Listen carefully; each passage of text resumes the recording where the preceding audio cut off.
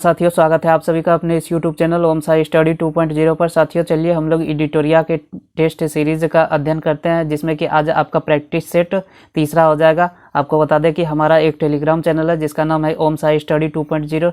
Point की जगह पे PYNT पॉइंट लगा दीजिएगा और टेलीग्राम चैनल से जुड़ जाइए। वहाँ पर प्रत्येक दिन टेस्ट का आयोजन किया जाता है।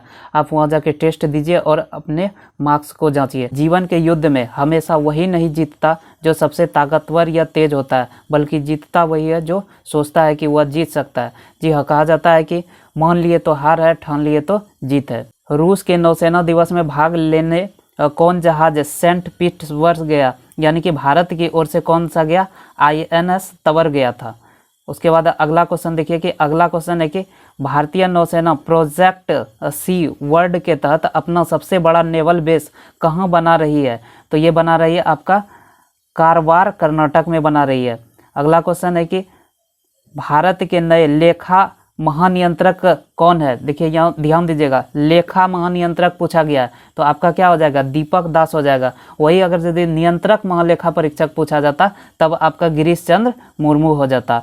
उसके बाद अगला क्वेश्चन देखिए कि गलवान घाटी में शहीद कर्नल वीकू मल्ला संतोष बाबू को किस राष्ट्रीय पुरस्कार से नवाजा गया है? तो इसे महावीर चक्र से नवाजा गया है। अगला क्वेश्चन है कि भारत तथा ब्रिटेन का संयुक्त अभ्यास कोंकण किस भारतीय जहाज ने हिस्सा लिया है? तो कोंकण में भारतीय जहाज हिस्सा लिया है वह है INS तवर है।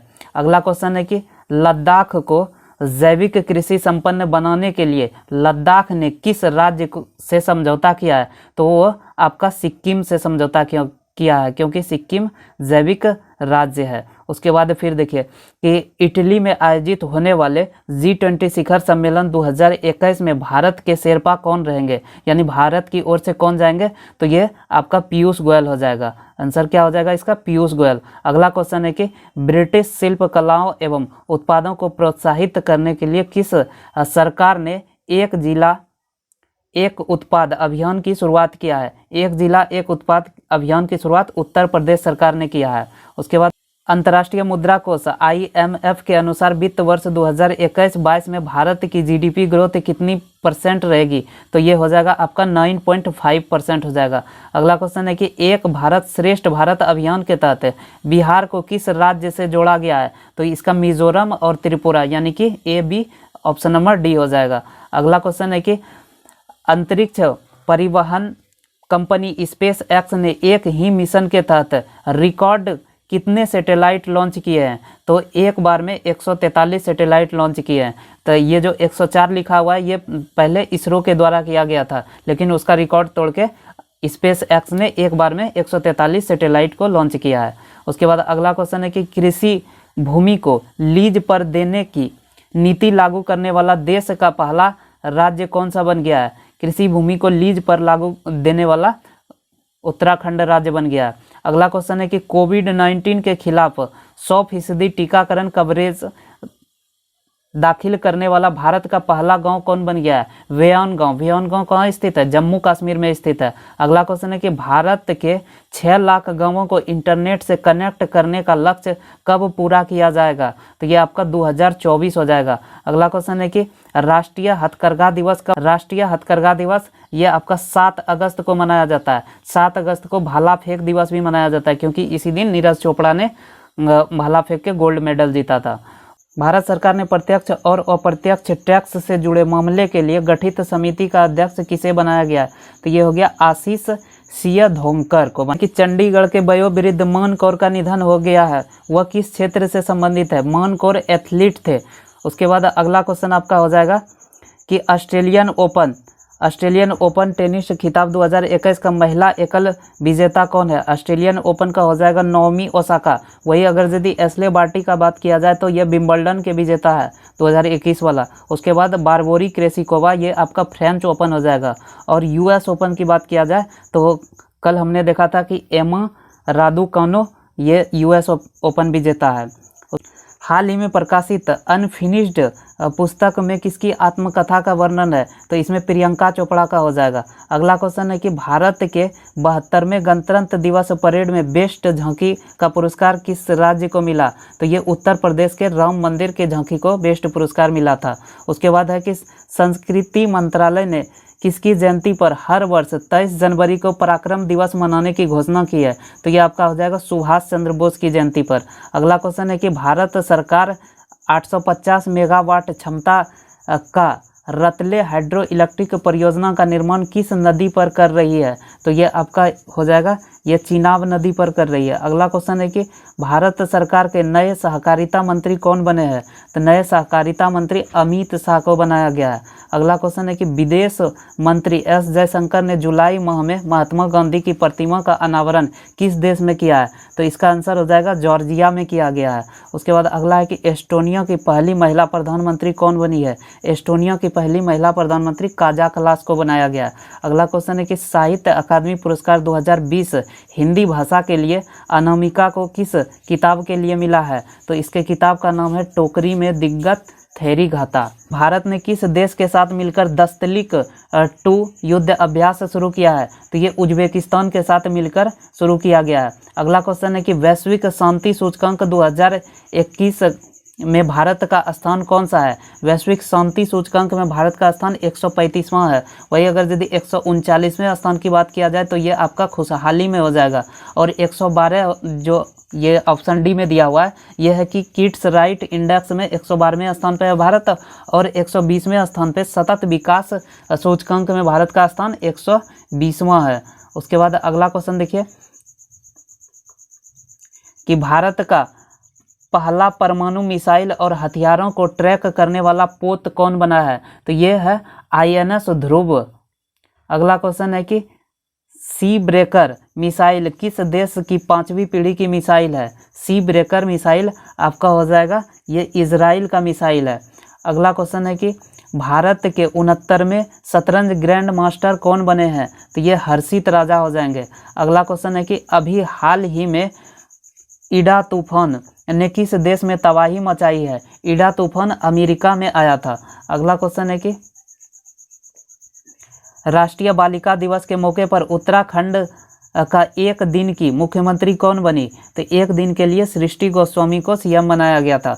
उसके बाद अगला क्वेश्चन है कि भारत सरकार ने सार्वजनिक उद्यम विभाग को भारी उद्योग मंत्रालय से हटाकर किस मंत्रालय के अंतर्गत रखा है? तो ये आपका हो जाएगा वित्त मंत्रालय के अंदर रखा गया है।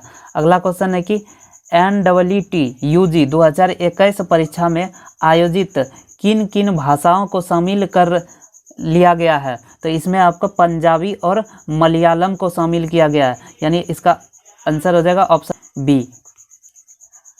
उसके बाद केंद्र सरकार ने किन स्थानों पर वाणिज्य और राजनीतिक उद्देश्यों के लिए कच्चे तेल के भंडार के लिए भूमिगत सुविधाओं को मंजूरी दी है? तो इसका आंसर हो जाएगा एक, दूसरा हो जाएगा पादूर। तो ये देखिए ऑप्शन कहाँ है? तो इसका ऑप्शन बी में है कि 1 और 2। कि जापान का प्रतिष्ठित पुरस्कार फुकुआको ग्रैंड पुरस्कार 2021 से किसे सम्मानित किया गया है? तो ये हो जाएगा पी साईनाथ को सम्मानित किया गया है। अगला क्वेश्चन है कि केन्या में आयोजित अंडर-20 विश्व एथलेटिक्स चैंपियनशिप में भारत ने कुल कितने पदक जीते हैं? तो 3 पदक भारत के द्वारा जीता गया है। अगला क्वेश्चन है कि जापान में आयोजित टोक्यो ओलंपिक 2020 का शुभंकर क्या है? तो टोक्यो ओलंपिक पूछा गया है, तो इसका हो जाएगा मिराई तोवा। वही पैरा ओलंपिक पूछा जाता तो इसका हो जाता सोमाइटी, यानी टोक्यो ओलंपिक पूछा गया है तो इसका क्या हो जाएगा? मिराई तोवा हो जाएगा। अगला क्वेश्चन है कि विश्व स्वास्थ्य संगठन हाल ही में किस देश को मलेरिया मुक्त घोषित किया है? तो ये चीन को मलेरिया मुक्त घोषित किया गया है। उसके बाद अगला है कि हाल ही में भौतिकी के क्षेत्र में नोबेल पुरस्कार प्राप्तकर्ताओं में निम्नलिखित में से कौन शामिल नहीं है? तो इसमें शामिल नहीं है, ये आपका हो जाएगा अर्डेम पटपोटियम, ये भौतिकी का इसको नहीं मिला है। तो यहाँ देखिए 3 को मिला है, किसको किसको मिला है कि जियो पेरिसी, और दूसरा है कि स्यूकुरो मनावे, और तीसरा है क्लोस हेसलमैन। तो यानी कि इसको याद रखने का देखिए, पड़ोसी ने आपको मनाया, आप क्या हो गए? हंसने लगे, यानी कि पड़ोसी मनावे और क्लोस हसेन हंसने लगे। उसके बाद अगला क्वेश्चन है कि विश्व बैंक ने भारत के मजदूरों को कोविड-19 महामारी के चलते उत्पन्न संकट से उबरने के लिए कितना राशि को मंजूरी दिया है? तो ये हो जाएगा $500 मिलियन का मंजूरी दिया गया है। अगला क्वेश्चन है कि रक्षा मंत्रालय ने अपने सैनिकों को पेंशन पहुंचाने हेतु किस पोर्टल का शुभारंभ किया है? तो यह स्पर्श पोर्टल का शुभारंभ किया गया है।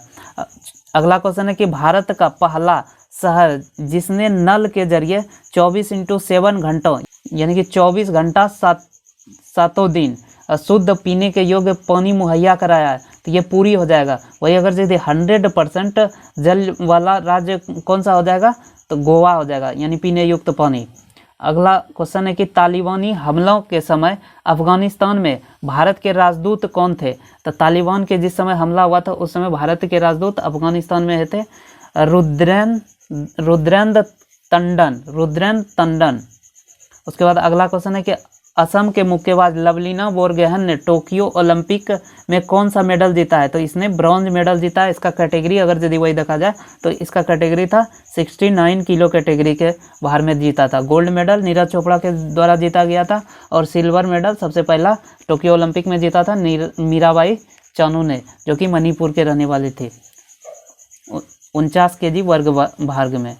नए फसल लगने की खुशी में हरेला उत्सव मनाया जाता है। हरेला उत्सव उत्तराखंड में मनाया जाता है।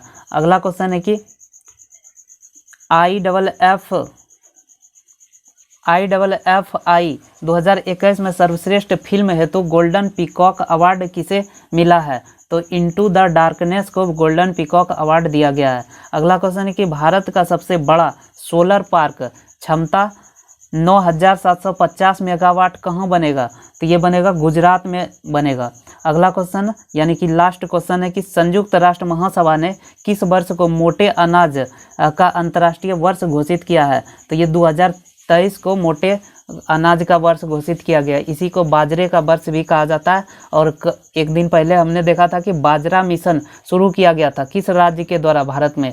तो छत्तीसगढ़ के द्वारा शुरू किया गया था। इस प्रकार हम लोग का आज एक सेट पूरा हो गया। अगर यदि सेशन अच्छा लगा हो सेशन को लाइक कर दीजिएगा, सब्सक्राइब कर लीजिए और सेशन को दोस्तों के साथ शेयर कर दीजिएगा। धन्यवाद।